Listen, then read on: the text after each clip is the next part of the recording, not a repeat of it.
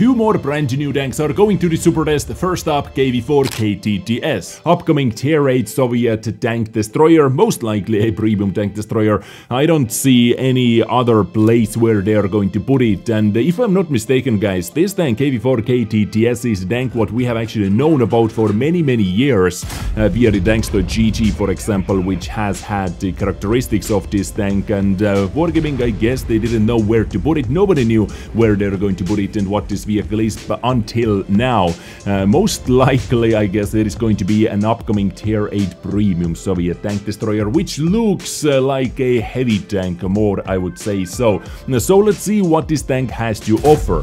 Firepower-wise, honestly, nothing super impressive over here. Quite a terpy firepower seems to be, with 360 alpha damage with the standard AP and APC round, and 420 with high explosive.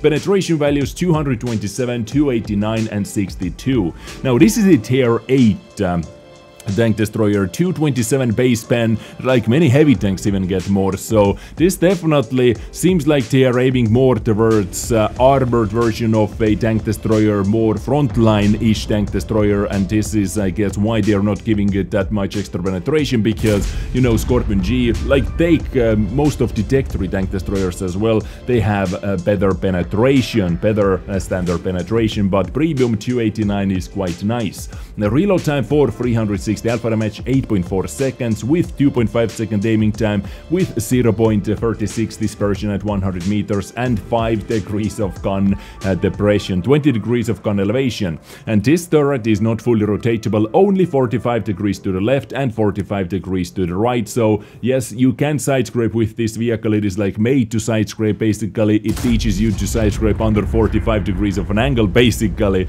but it is not fully rotatable, and also it carries 90 shells. So firepower wise, nothing impressive over here. DPM roughly 2500, 2600 with those values over here. Mobility, 35 top speed, 10 moving backwards, 1200 horsepower engine, and only 12.7 power to weight ratio. So to get only 12.7 power to weight ratio out of 1200 horsepower engine, this means this tank has to have like, it is a heavy tank basically, and it has to have some armor on it, right? Hull traverse speed 24, con traverse speed 24 degrees per second. So overall mobility, I can easily say quite sluggish, at least on the paper. Now survivability. So the firepower wasn't very impressive, mobility isn't very impressive, but what is about the survivability? 1400 hit points for a tank destroyer, definitely something to talk about over here. Hull armor 200 in the front, 120 on the sides, and 120 in the rear. And here it is, guys. Yes, turret 250, 125 and 125 as well, but once again, 125mm of side armor. When side scraping, when angling it, yep, it is going to be quite a nice side scraper in Tier 8 battles. Depends, of course, how the commander hatch is going to hold up, and we're going to take a look at the 3D armor profile as well in a second. View range 350 meters. This is absolute garbage. View range 440. Signal range, you know, who cares about that? It has 6 crew members. Commander, gunner, driver, radio operator, and 2 loaders. So this is quite a mixed bag right over here. Now, so many weird things about this tank. You know, definitely what shines through is the side armor, the survivability, poor mobility, like, you know, average, or let's say decent firepower. Definitely not shining as a tank destroyer firepower, and 6 crew members as well. Something to think about. And when looking at the 3D armor profile, pay attention on one thing, guys. You can see that it has been over here in the game files for quite some time, but some things got buffed, like the HP. You know, previously it had 1200, like in the previous patch 1.17, it had 1200 HP, and also it had only 15 degrees to one side and 45 degrees to the other side contraverse range, contraverse angle. So it was also buffed to the 45 left, 45 to the right, and you can see that from the armor profile. Turning it to one side, it only turns like 50 15 degrees and to the other side 45 degrees. But now, talking about the armor, guys, you can already see that the commander hatch is quite a bait for most of the standard rounds in tier 8. But when you angle it as much as you can, and you know, this is a back turreted vehicle, you can hide easily, you can hide that frontal blade behind the cover, behind the house, behind the rubble, while side scraping. Just take a look at the angles. There is not much for you to penetrate, honestly speaking. Not much for you to penetrate. The commander hatch is red, the side is basically instant bounce, you can see. I mean, Wargaming, what are you doing? Just look at this, guys. Standard rounds are not able to penetrate it easily. Like, there are a couple weak spots, like if you are side scraping on an angle like that, you can see that the side armor is instant bounce, instant ricochet, no penetration for you. The commander hatch 245 in the middle of it, 250, like there is a tiny part what you can penetrate.